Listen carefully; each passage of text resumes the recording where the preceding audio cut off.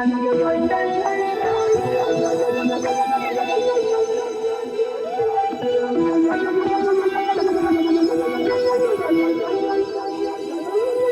up, everybody? It's CMP with Craftmaster Productions and Studio1Tutorials.com. Don't forget to stop by Studio One Tutorials and pick up your premium membership. It is 50 cents a day. And with that premium membership comes the Scorpion MIDI drum pack. It is the MIDI drums transcribed directly from the album.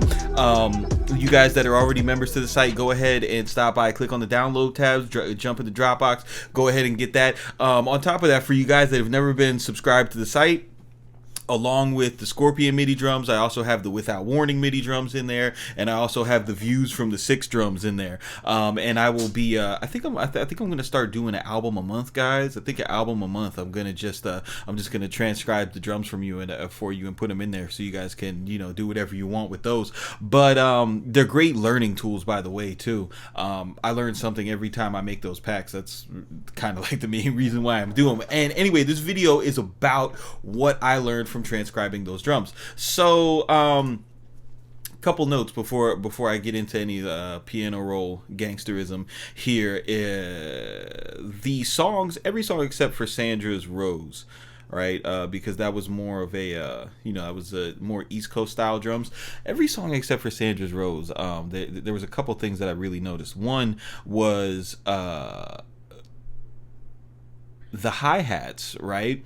On the hi-hats where there was a constant hi-hat, that constant hi-hat was just a straight hi-hat. There wasn't like rolls involved in it, or like pitched hi-hats like 808 Mafia type of shit. And I feel like that was something that was done purposefully, because while there was still like an abundance of trap tempos and even like that type of vibe to it, and it sounded more like current hip hop, it didn't sound like everything on YouTube, and it didn't sound like everything on Spotify. Like, the sound of the drums in Scorpion is different because you don't have the water sprinklers going off every 15 minutes or every 15 seconds, just pitched up and down to where the hi-hats are almost a melodic instrument, which is fine. I like that style of music. However, Drake albums, it's like they always make an effort to stand out. They put a lot of time into that, and I feel like that was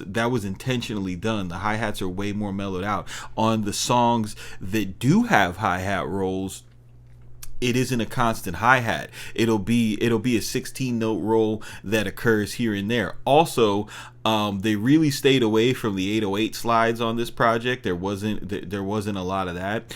And the way that the 808s and the kicks are working together is what I really noticed, and I wanted just to show it to you guys on the piano roll. It's not, it's nothing like crazy or groundbreaking or like, but it's just something, if you haven't seen it before, it's interesting to see on the grid. So let's just do a 2-bar pattern here. All right, so we'll do this. We'll get a snare going. We'll get a hi-hat similar to what they would have in one of their songs.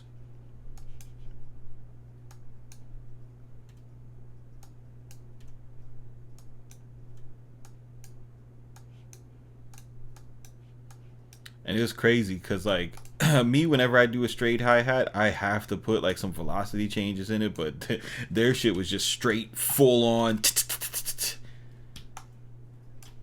All right, so you got this going on.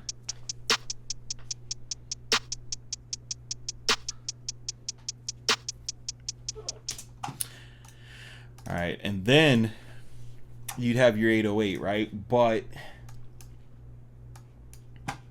the 8, all right, so it's like this, man.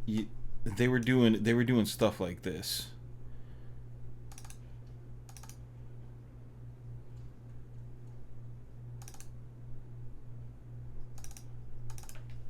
Let me see.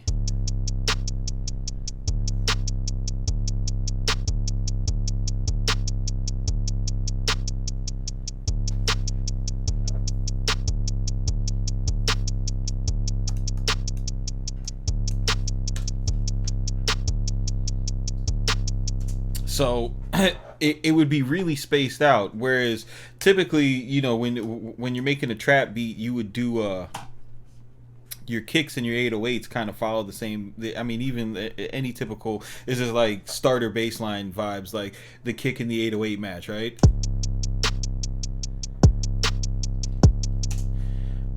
But what I was hearing was they would shorten the release of the 808s to let them breathe.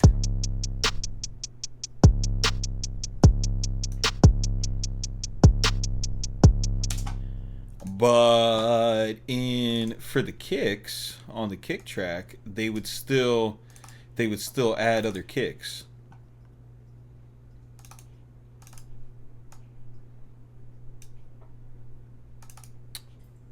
So you get a vibe like this.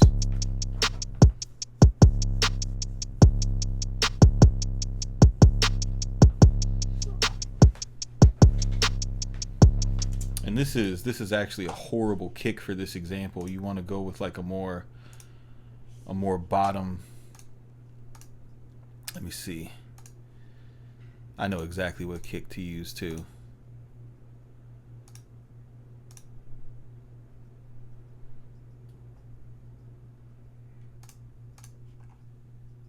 Where is Capped Winter? Bomb.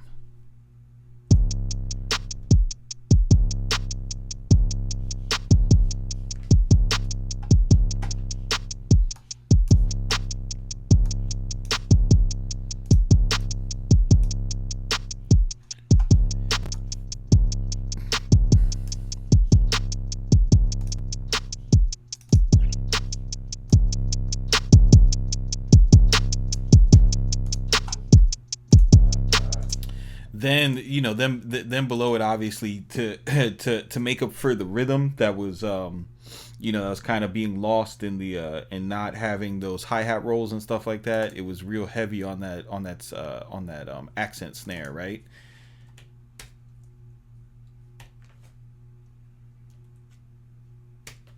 So you'd hear stuff like this.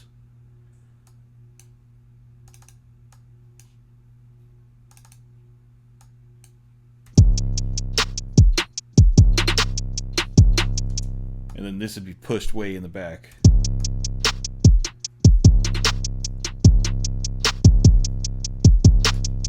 So in the beginning, and this is kind of like the whole melodies thing. It's like call and response drums. So in the beginning, where you don't have a lot of kicks and that 808 is breathing, you would use the you know, the second snare to kind of, you know, to kind of supplement the rhythm that you would have from other kicks, and then on the second half you would kind of let the kick do that work. That's what's happening here. That's why it vibes.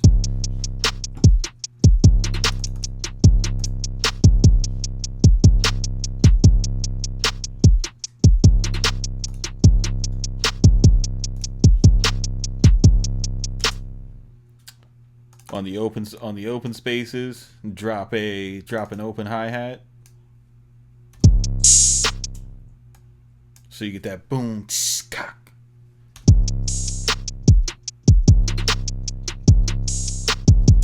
So if you got you know, if you got these two open bars where, you know, where you don't have kicks, have that open hi-hat hit, you know, where you know, if you had a kick pattern, it'd be like boom boom cack.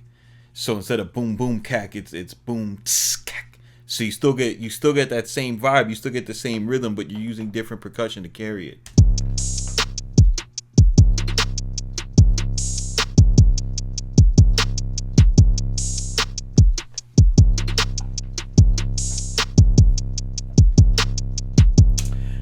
And then I was like, oh, okay, so that's the wave. That's how we're doing that. But then I noticed on a couple other songs they had flipped it, right, to where the kick was really sparse. So it was just kicks like this.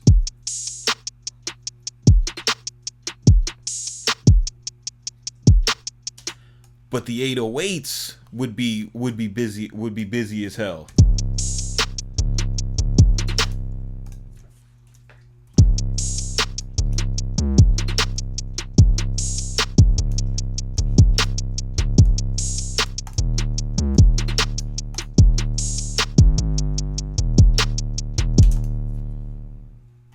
maybe chop this.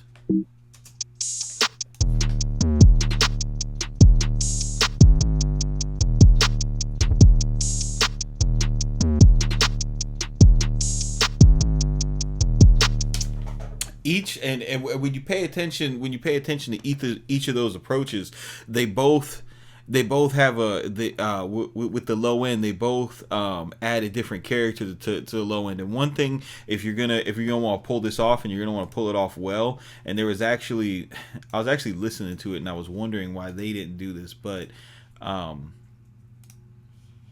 if you take time to either find samples, kick samples that are in the same key as the track that you're working with, or you tune them to match the root note of the track and move those kicks to match the 808s, it's gonna sound a lot better. It's gonna be a lot easier to mix some of those tracks on there. The bass was kind of like muddy and wobbly, and I was kind of confused by that, but you can definitely achieve a cleaner sound by tuning. But yeah, man, those are just a couple of things I wanted to show you, because every time Drake does something and it's different, it is going to be requested by your customers. And if you're trying to make a beat site, if you want to ride the Drake type beat wave, this is how you're going to accomplish it. Like, I've seen like a whole bunch of how YouTube is, and they come out as, oh, Drake type beat, and it's just a fucking trap beat. It's not, it doesn't sound like Scorpion. In order to get that Scorpion sound, you need to do this on the drums. What you put on top is a lot less important, because a lot of the stuff that was going on that album was just a simple loop over and over again. There wasn't like a lot of, at least on side A, there wasn't a whole lot of music work, a lot of drum work though. So pay attention to stuff like this, guys. I hope this helps you out. This is CMP with Craftmaster Productions. If you want the actual MIDI files from the record, just go to studio1tutorials.com. Let me get studio1tutorials.com. Let me get $15, bro. Get the MIDI while you're there. Watch the music theory tutorials. Watch the mixing tutorials. That's where I keep all my type beat tutorials now, because I don't like to do that shit on YouTube anymore. Anyways, you guys keep it simple, but don't be basic, and we'll see you on the next one.